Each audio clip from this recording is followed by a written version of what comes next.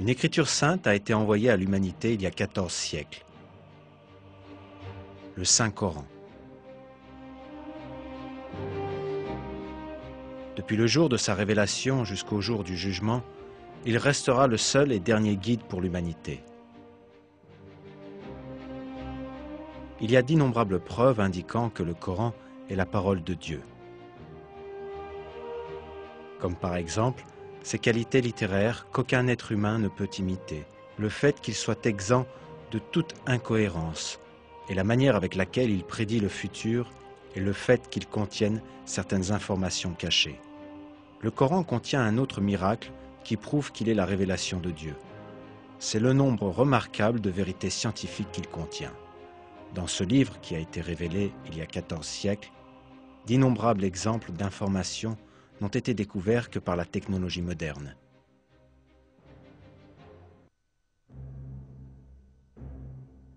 Les hommes de cette époque étaient dépourvus de science. Les conceptions de la nature de l'univers étaient basées sur la superstition et les mythes. Par exemple, les Arabes supposaient que la terre était plate et que les montagnes soutenaient le ciel.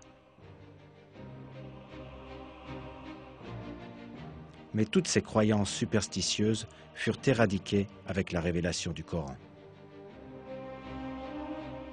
Le verset « Dieu est celui qui a élevé bien haut les cieux sans piliers visibles » invalide la fausse croyance des Arabes concernant le ciel. Le Coran contient des informations sur de nombreux sujets que personne ne pouvait connaître à l'époque, de la création de l'univers jusqu'à la formation de l'homme, de la structure de l'atmosphère aux équilibres sur Terre.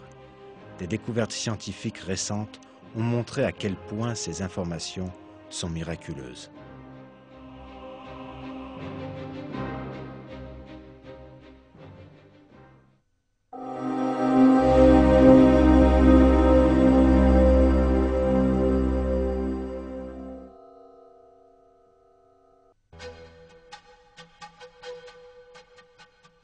Au début du XXe siècle, le point de vue prédominant à travers le monde était que l'univers était infini. Selon ce point de vue, connu sous le nom de modèle d'univers statique, l'univers n'a pas de fin ni de commencement.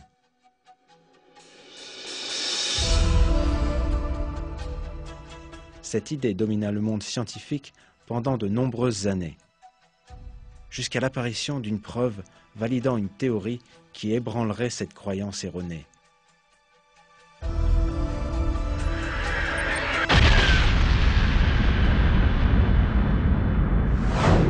La théorie du Big Bang.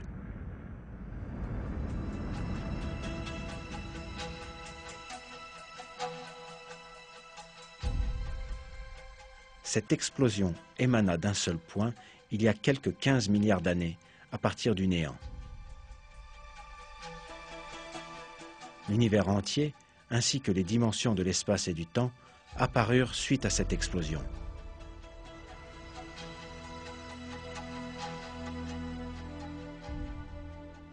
De nombreuses conclusions scientifiques soutiennent aujourd'hui la théorie du Big Bang.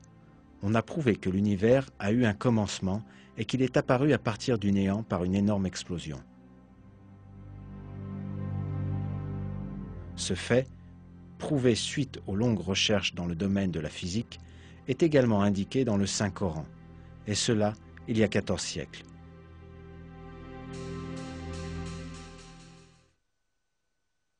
Créateur de cieux et de la terre à partir du néant.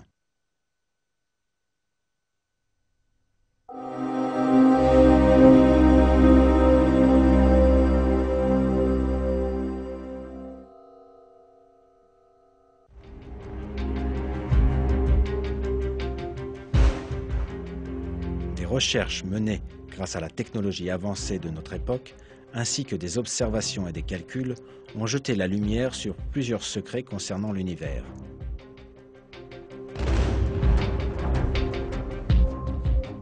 Un de ces secrets est qu'il s'étend constamment.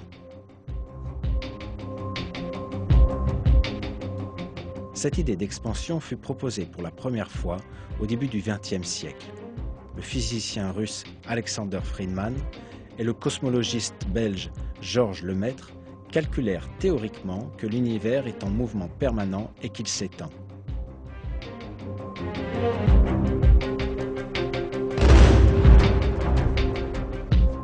Ce mouvement fut confirmé par l'utilisation de données observationnelles en 1929. Pendant qu'il observait le ciel avec un télescope, l'astronome américain Edwin Hubble découvrit un fait surprenant.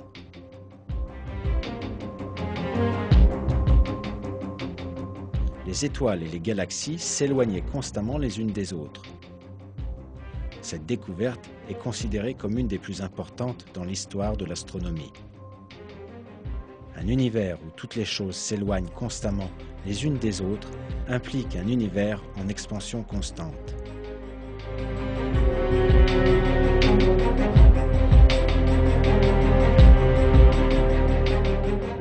Les corps dans l'univers sont comme des points à la surface d'un ballon que l'on gonfle. De la même manière que plus l'on gonfle le ballon et plus les points à sa surface s'éloignent les uns des autres, les corps célestes s'éloignent aussi les uns des autres au fur et à mesure que l'univers s'étend. Il n'y avait aucune technologie et aucune science de l'astronomie il y a 14 siècles quand le Coran fut révélé. Personne ne connaissait ce fait.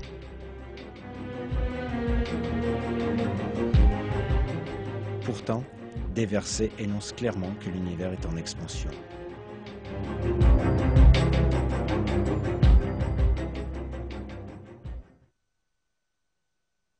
Le ciel, nous l'avons construit par notre puissance et nous l'étendons constamment dans l'immensité.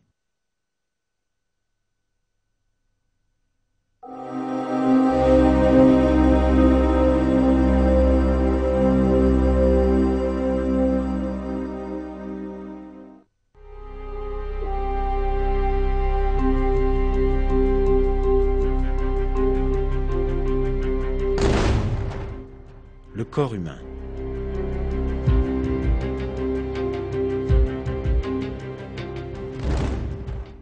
Une structure parfaite dont tous les détails n'ont pas encore été découverts.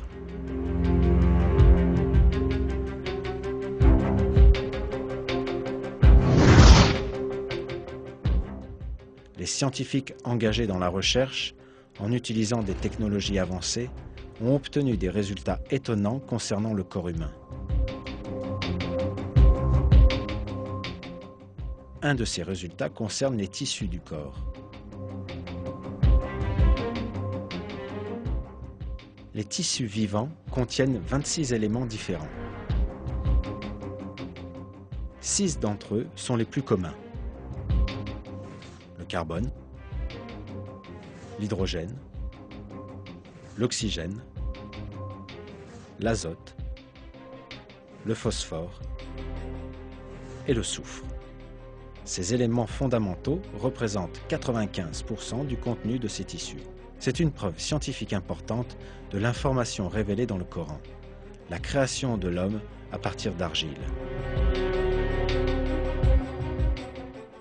Car les briques de base qui composent pratiquement tout le corps humain sont présentes dans le sol sous forme libre ou composée. Le premier être humain a été créé par Dieu en façonnant de l'argile sous une forme humaine et en lui insufflant une âme. Cet événement miraculeux est décrit ainsi dans le Coran.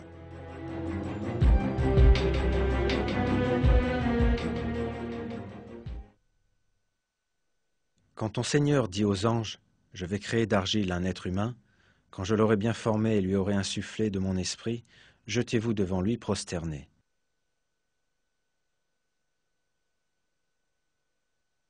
Dans un autre verset, Dieu nous dit « Nous avons certes créé l'homme d'un extrait d'argile. »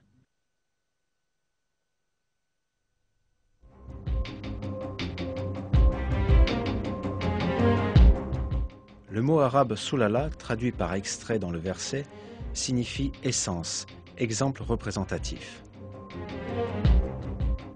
L'information révélée dans le Coran il y a 1400 ans confirme ce que nous dit la science moderne, le fait que les mêmes éléments que l'on trouve dans le sol soient employés dans la création de l'homme.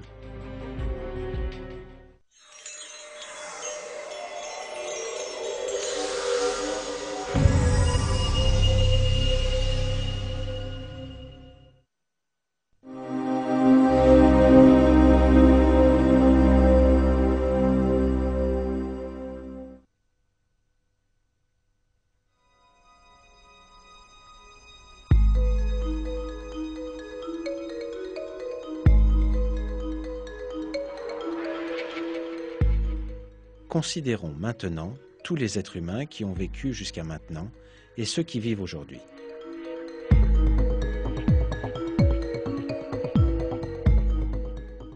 Chaque personne a ses propres empreintes digitales.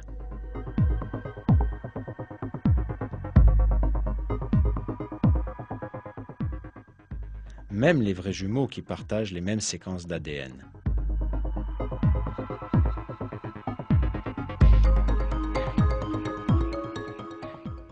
Car la formation des empreintes digitales est vraiment particulière.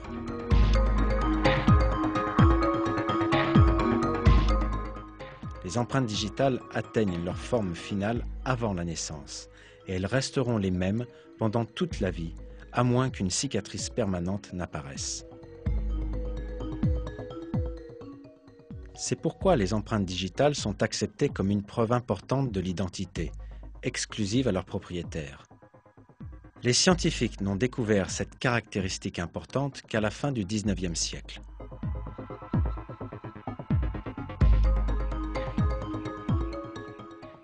Cependant, dans le Coran, Dieu met en évidence les empreintes digitales, ce qui n'a attiré l'attention de personne à l'époque et insiste sur leur importance.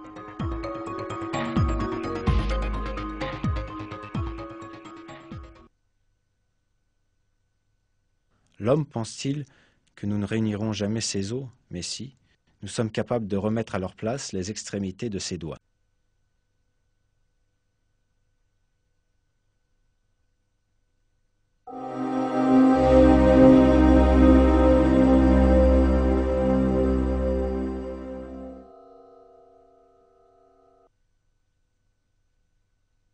Il a créé les cieux et la terre en toute vérité. Il enroule la nuit sur le jour et enroule le jour sur la nuit.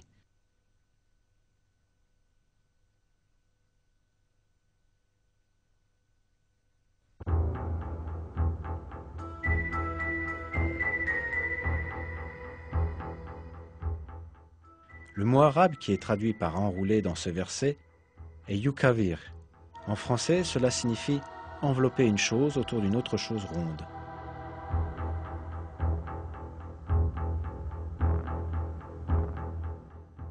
L'information donnée dans le verset concernant le jour et la nuit qui s'enroulent l'un sur l'autre inclut des données précises sur la forme du monde. Cela ne peut être vrai que si la Terre est ronde.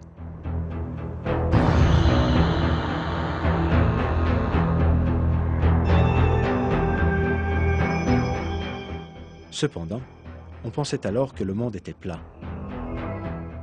Personne ne savait que la Terre était ronde. La révélation dans le Coran que la Terre est ronde est une des preuves innombrables que ce livre saint est la parole de Dieu.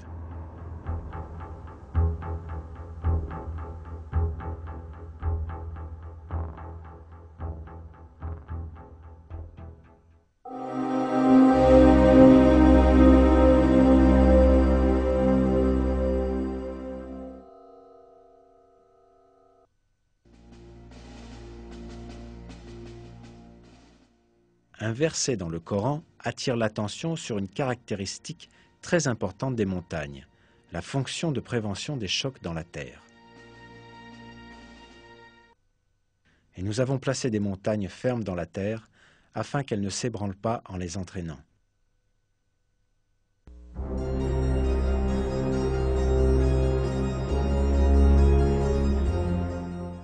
Et la géologie confirme aujourd'hui cette caractéristique des montagnes. Autrefois, on pensait que les montagnes étaient de simples protubérances s'élevant à la surface de la Terre. Cependant, au XXe siècle, les scientifiques ont réalisé que ce n'est pas le cas.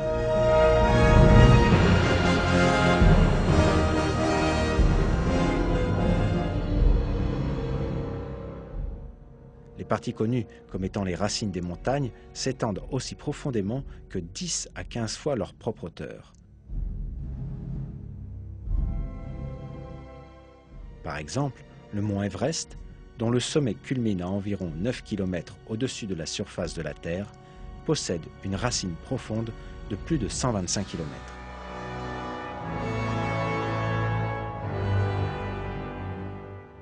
Les montagnes apparaissent suite au mouvement et aux collisions des plaques massives formant la croûte terrestre. Quand deux plaques entrent en collision, la plus solide glisse sous l'autre, celle du dessus se tord et forme des hauteurs et des montagnes. La couche du dessous avance dans les profondeurs et forme une extension profonde vers le bas. Ces extensions sont les racines des montagnes.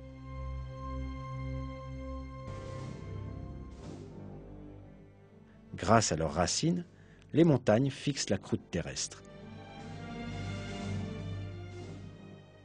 Par conséquent, elles empêchent tout glissement sur la couche de magma ou parmi les couches elles-mêmes, et elles empêchent également de grandes secousses terrestres.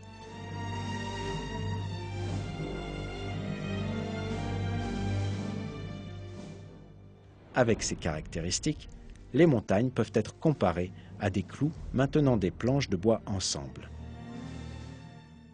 Dieu nous dit dans le Coran: «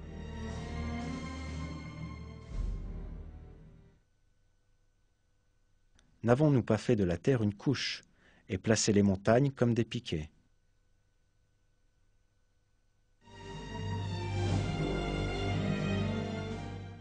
Le fait que cette fonction fût révélée dans le Coran, à une époque où personne ne le savait, est un autre des grands miracles du livre.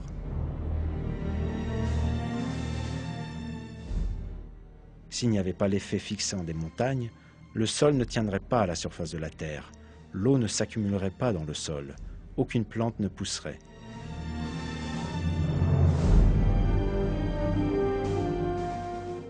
En bref, la vie sur terre serait impossible.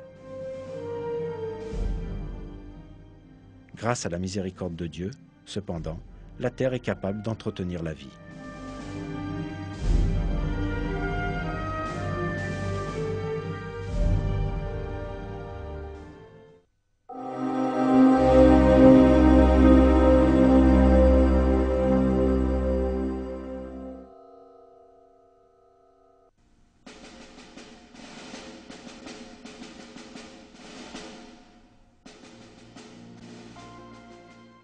Le sperme voyage dans le corps de la mère jusqu'à ce qu'il atteigne l'ovule. Seul 1 millier de spermatozoïdes sur 250 millions arrivent à atteindre l'ovule.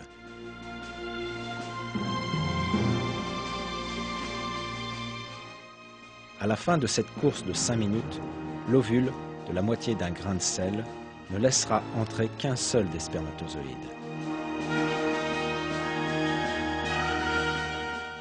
Cependant, cette découverte qui a été effectuée à notre propre époque révèle quelque chose qui était auparavant inconnu, à savoir que la substance de l'homme ne provient du sperme en entier, mais que d'une petite partie. Cela est expliqué dans le Coran de la façon suivante.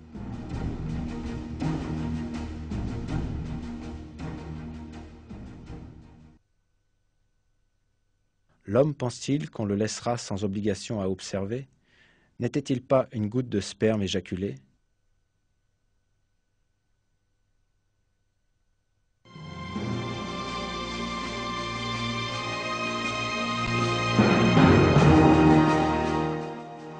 Une étude attentive montre que le Coran nous informe que l'homme n'est pas constitué à partir du sperme en entier, mais que d'une toute petite part. C'est aussi ce que dit la science moderne.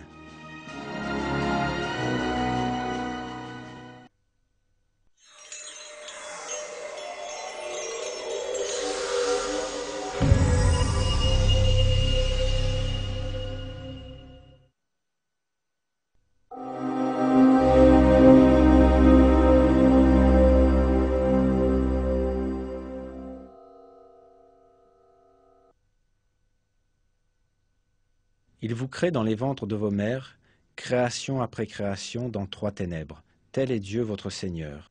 À lui appartient toute la royauté, point de divinité à part lui. Comment pouvez-vous vous détourner de son culte?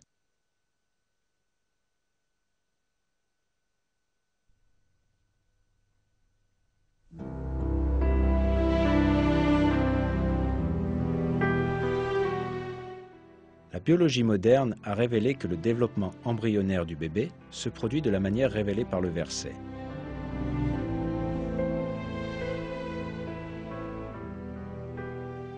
L'expression 3 ténèbres indique que 3 régions sont impliquées dans le développement de l'embryon.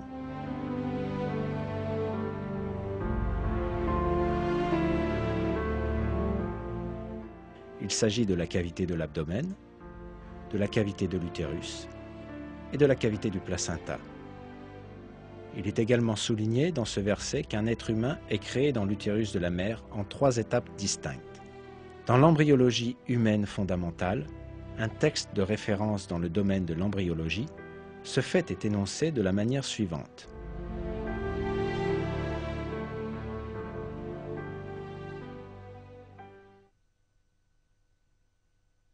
La vie dans l'utérus se déroule en 3 étapes. Préembryonnaire, les 2 premières semaines et demie. Embryonnaire, jusqu'à la fin de la 8e semaine. Et fétale, à partir de la 8e semaine jusqu'à l'accouchement.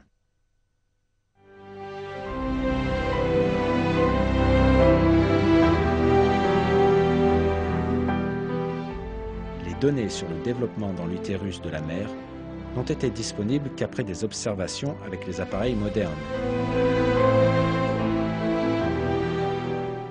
Pourtant, comme bien d'autres faits scientifiques, de façon miraculeuse, Dieu attire notre attention sur ces éléments dans les versets du Coran. Le fait que des données aussi détaillées et précises aient été données dans le Coran à une époque où les gens n'avaient que très peu d'informations sur les sujets médicaux est une preuve claire que le Coran est la parole de Dieu.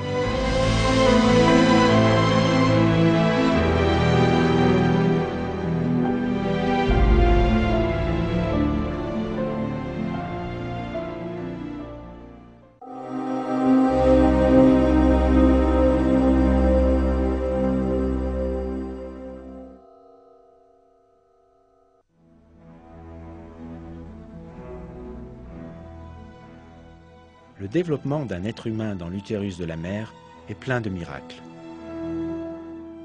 Les oreilles du fœtus commencent à se développer dès le 22e jour de grossesse et elles deviennent pleinement fonctionnelles au 4e mois. Après cela, le fœtus peut entendre les sons dans l'utérus de la mère. Pour cette raison, le sens de l'ouïe se forme avant les autres fonctions vitales pour un bébé nouveau-né. L'ordre indiqué dans le Coran est frappant de ce point de vue.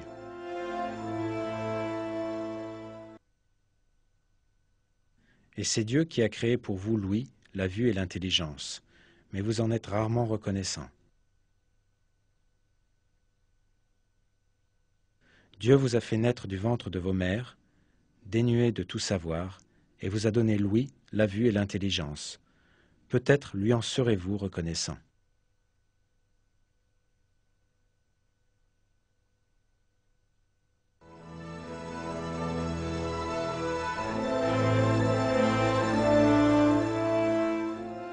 Une étude attentive montre que les sens auxquels Dieu fait référence dans le Coran sont toujours mentionnés dans un ordre particulier. L'ouïe, la vue et l'intelligence. C'est exactement le même ordre suivi par le développement des sens d'un bébé.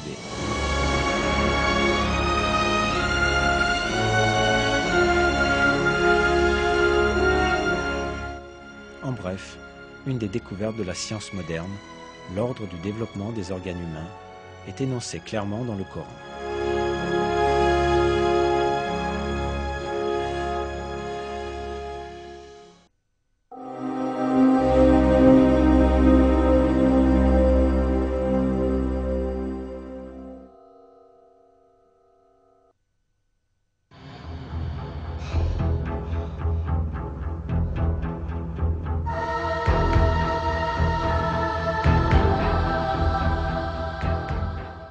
Le Coran met un accent particulier sur un élément.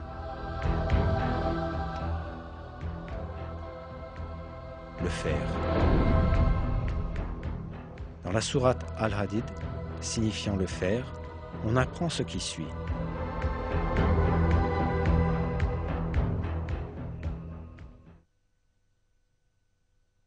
Et nous avons fait descendre le fer dans lequel il y a une force redoutable, aussi bien que des utilités pour les gens.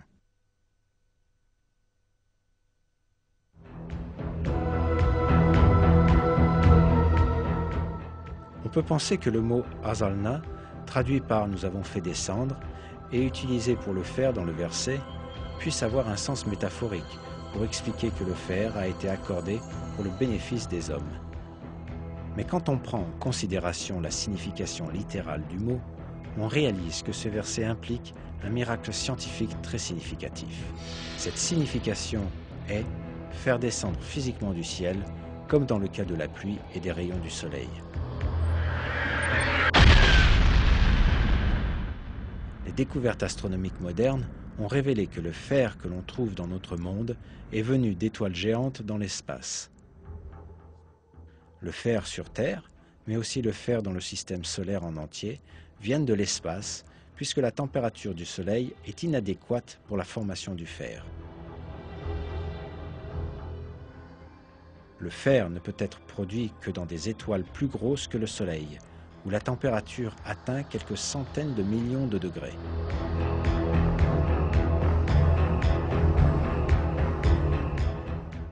Quand la quantité de fer excède un certain niveau dans une étoile, celle-ci ne peut plus s'en accommoder et elle finit par exploser en ce qu'on appelle une nova ou supernova.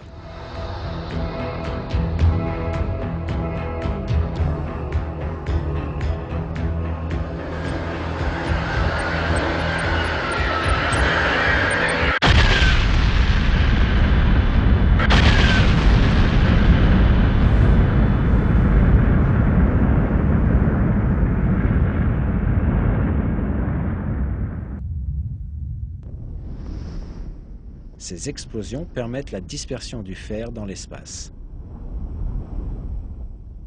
Tout le fer présent sur Terre provient de l'espace lointain grâce à ce mécanisme.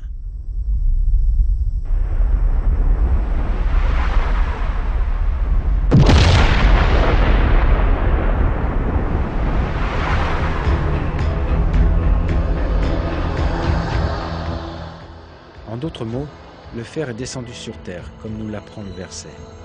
Il est clair que cette information n'a pas pu être établie au 7e siècle, quand le Coran fut révélé.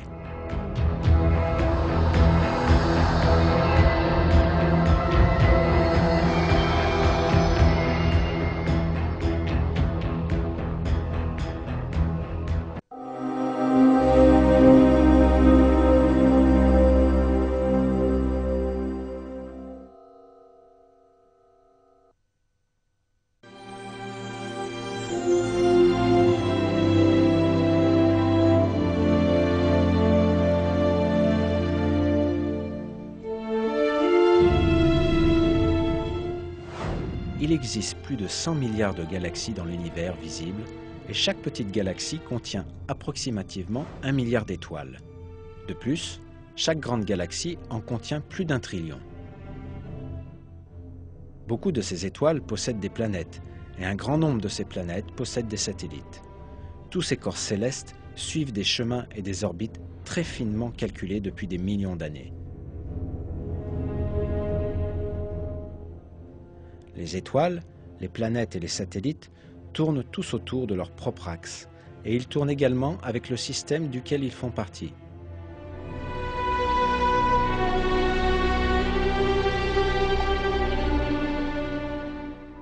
L'univers fonctionne suivant un ordre, tout comme les rouages d'une machine.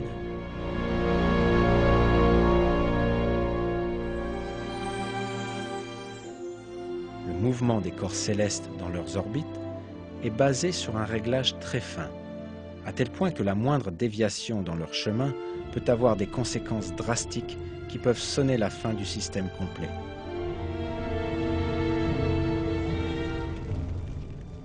Par exemple, les conséquences d'une déviation de la course de la Terre de simplement 3 mm ont été décrites ainsi.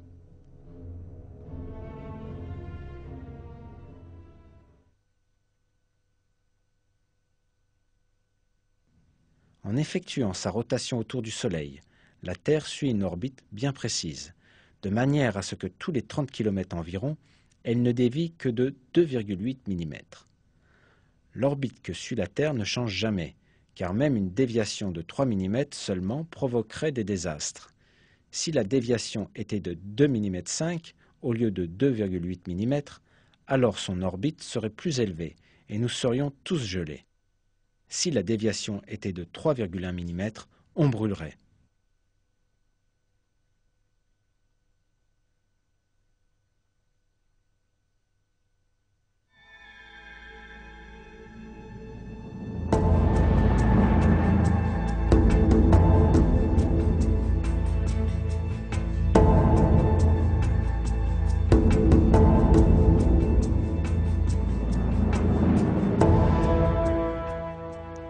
Ces faits n'ont été découverts que grâce à des recherches en astronomie au XXe siècle.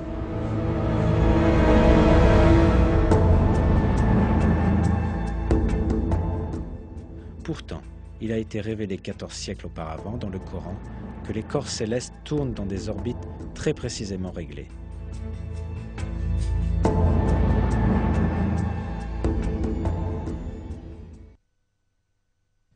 Par le ciel aux voies parfaitement tracées.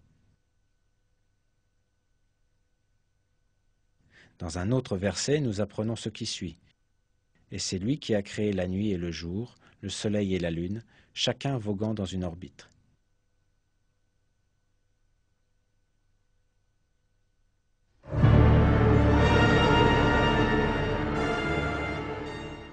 Selon les calculs des astronomes, le Soleil se déplace le long d'un chemin appelé l'apex solaire, dans le chemin de l'étoile Véga,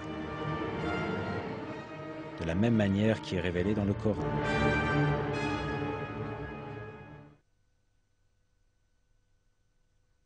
Et le Soleil court vers un gîte qui lui est assigné.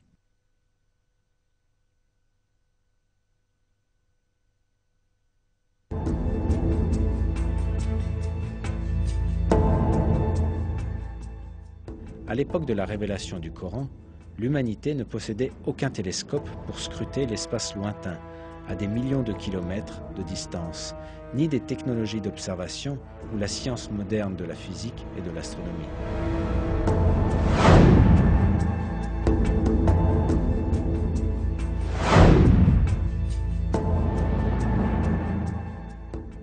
Par conséquent, il était impossible à cette époque de déterminer scientifiquement que l'espace était équipé de voies parfaitement tracées. Cependant, ce fait est énoncé clairement dans le Coran, lequel est descendu à cette époque-là, car le Coran est la parole de Dieu.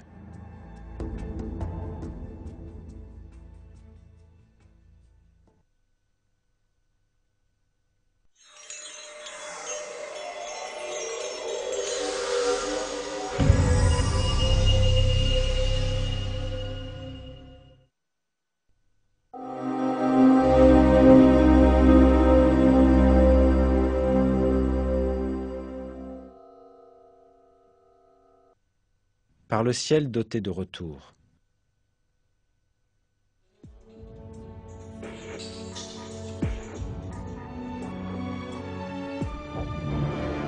Le mot raj, traduit par retour dans le verset, exprime aussi la notion de renvoi. Cela montre un fait scientifique important. L'atmosphère entourant la Terre est composée de plusieurs couches. Chaque couche sert à un but important pour le bénéfice de la vie sur Terre. Elles ont la fonction de repousser dans l'espace les matériaux ou les rayons auxquels elles sont exposées, ou de les laisser passer vers la Terre.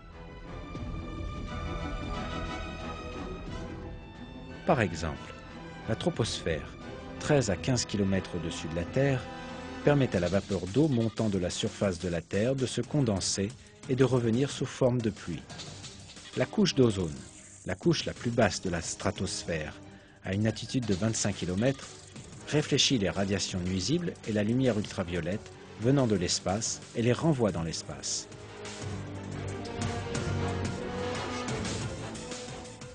L'ionosphère réfléchit les ondes radio émises depuis la Terre vers d'autres parties du globe comme un satellite de communication passif.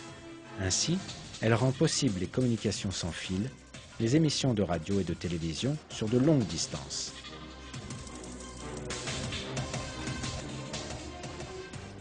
La couche de la magnétosphère renvoie vers l'espace les particules radioactives nuisibles émises par le Soleil et les autres étoiles avant qu'elles n'atteignent la Terre.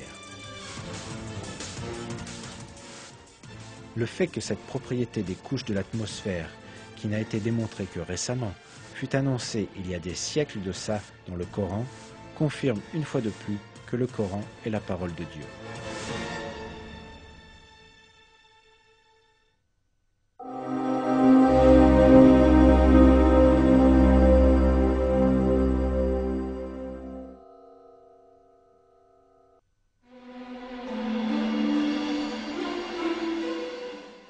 Les nuages peuvent donner l'impression, à première vue, que ce sont simplement de grands corps de vapeur flottant dans l'air, mais leur poids peut atteindre des chiffres très étonnants.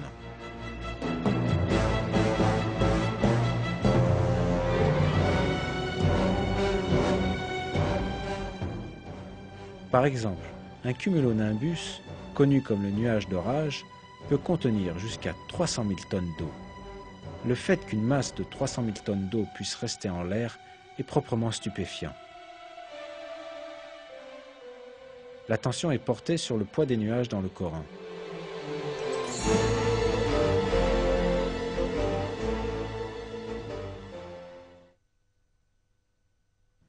C'est lui qui envoie les vents comme une annonce de sa miséricorde.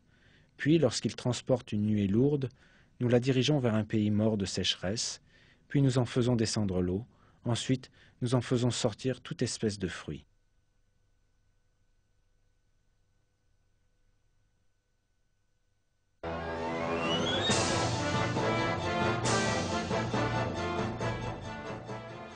À l'époque où le Coran fut révélé, il était bien sûr impossible d'avoir la moindre information sur le poids des nuages. Cette information, révélée dans le Coran, mais découverte que récemment, est une autre preuve que le Coran est la parole de Dieu.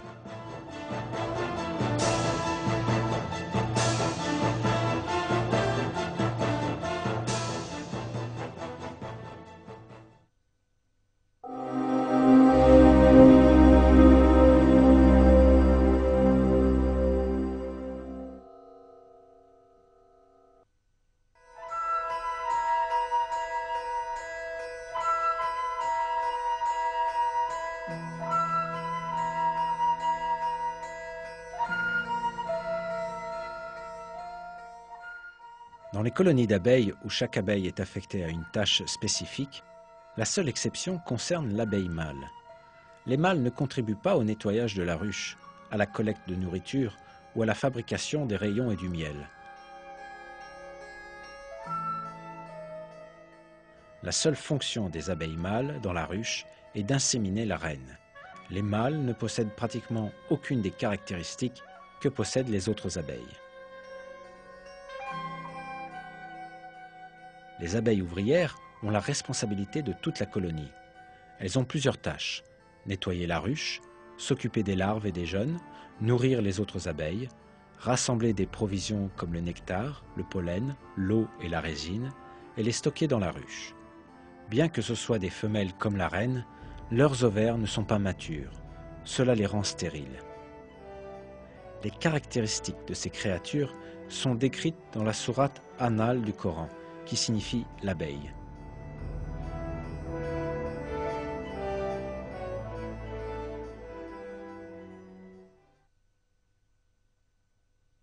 Et voilà ce que ton Seigneur révéla aux abeilles. Prenez des demeures dans les montagnes, les arbres et les treillages que les hommes font, puis mangez de toute espèce de fruits, et suivez les sentiers de votre Seigneur rendus faciles pour vous. De leur ventre sort une liqueur, aux couleurs variées, dans laquelle il y a une guérison pour les gens. Il y a vraiment là une preuve pour des gens qui réfléchissent.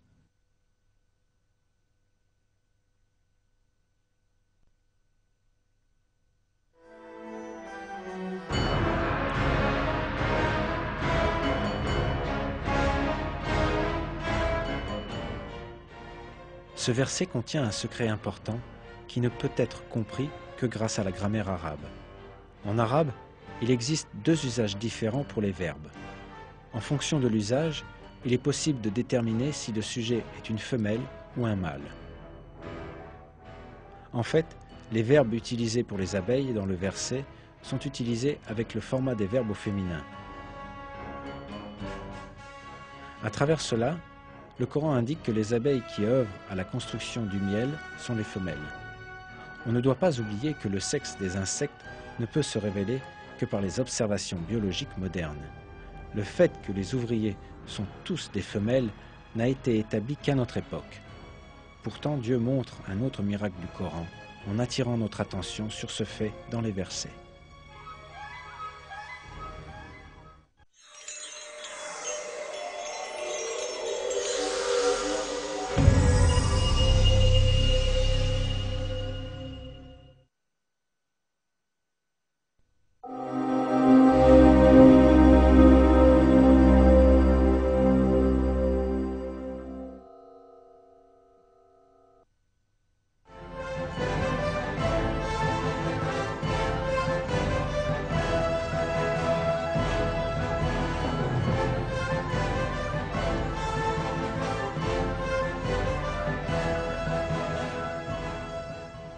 Aujourd'hui, la relativité du temps est un fait scientifique prouvé.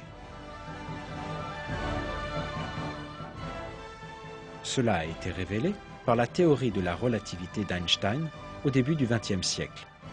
Jusqu'alors, on ne savait pas que le temps était relatif, ni qu'il pouvait changer selon les circonstances.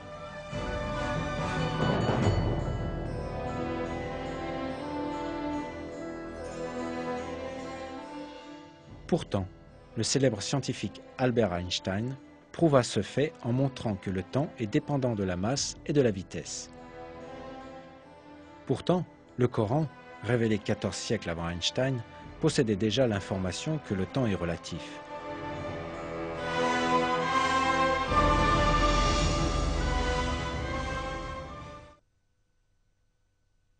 Cependant, un jour auprès de ton Seigneur équivaut à 1000 ans de ce que vous comptez.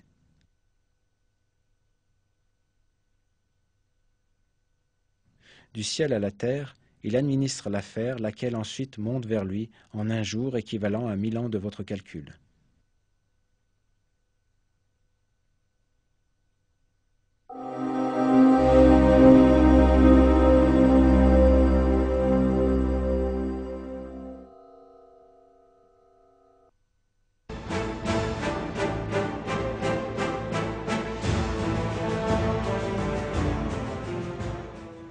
On estime qu'en une seconde, approximativement 16 millions de tonnes d'eau s'évaporent de la Terre. Ce chiffre s'élève à 505 trillions de tonnes d'eau en une année. Ce chiffre est égal à la quantité de pluie qui tombe sur la Terre en un an, et cette quantité est identique chaque année. Par conséquent, l'eau circule continuellement selon un cycle équilibré, selon une mesure. Cependant, cette mesure délicate, déterminée seulement grâce aux moyens de la technologie moderne, fut révélée miraculeusement dans le Coran.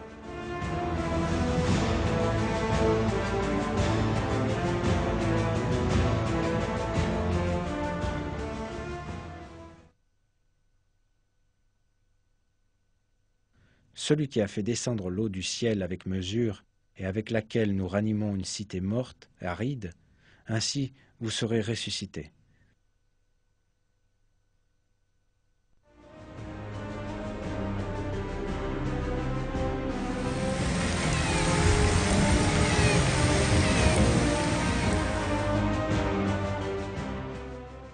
La vie sur Terre dépend de ce cycle de l'eau. Même une déviation mineure dans cet équilibre aboutira rapidement à un déséquilibre écologique qui rendra la Terre impropre pour la vie.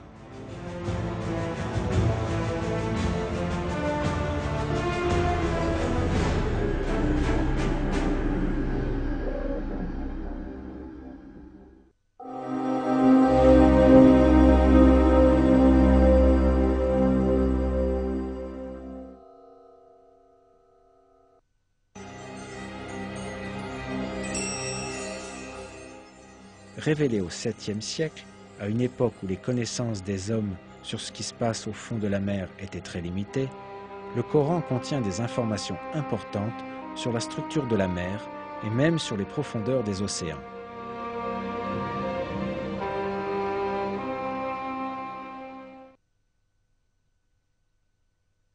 Il a donné libre cours aux deux mers pour se rencontrer.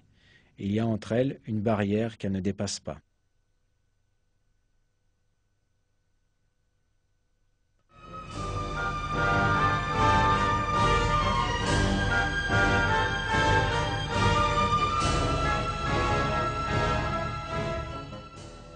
Cette propriété des mers, c'est-à-dire qu'elles se rencontrent et pourtant ne se mélangent pas, n'a été découverte que très récemment par les océanographes. À cause de la force physique appelée tension de surface, les eaux de mer voisines ne se mélangent pas.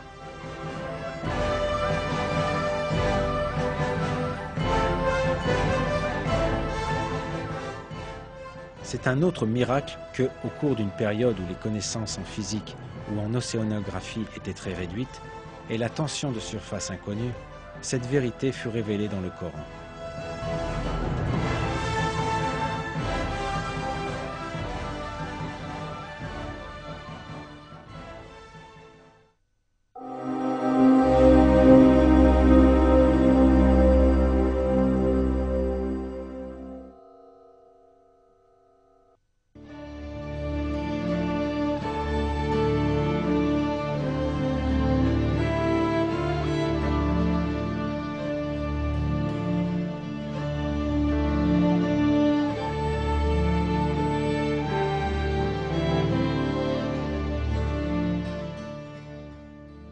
Le Coran est la parole de Dieu Tout-Puissant qui a créé toutes les choses à partir du néant et qui enveloppe tous les êtres avec son savoir.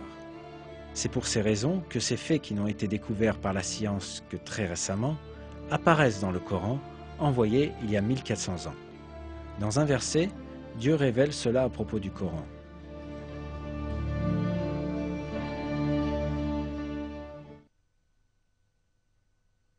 Ne méditent-ils donc pas sur le Coran? S'il provenait d'un autre que Dieu, ils y trouveraient certes maintes contradictions.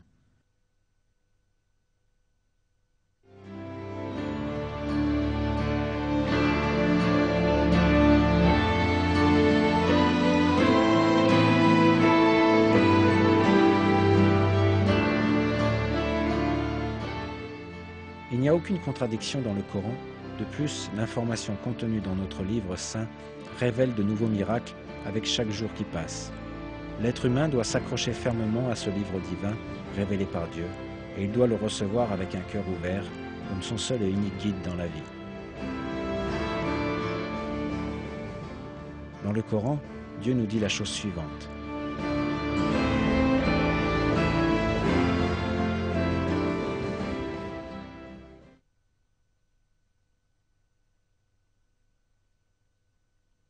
Et voici un livre béni que nous avons fait descendre. Suivez le don et soyez pieux afin de recevoir la miséricorde.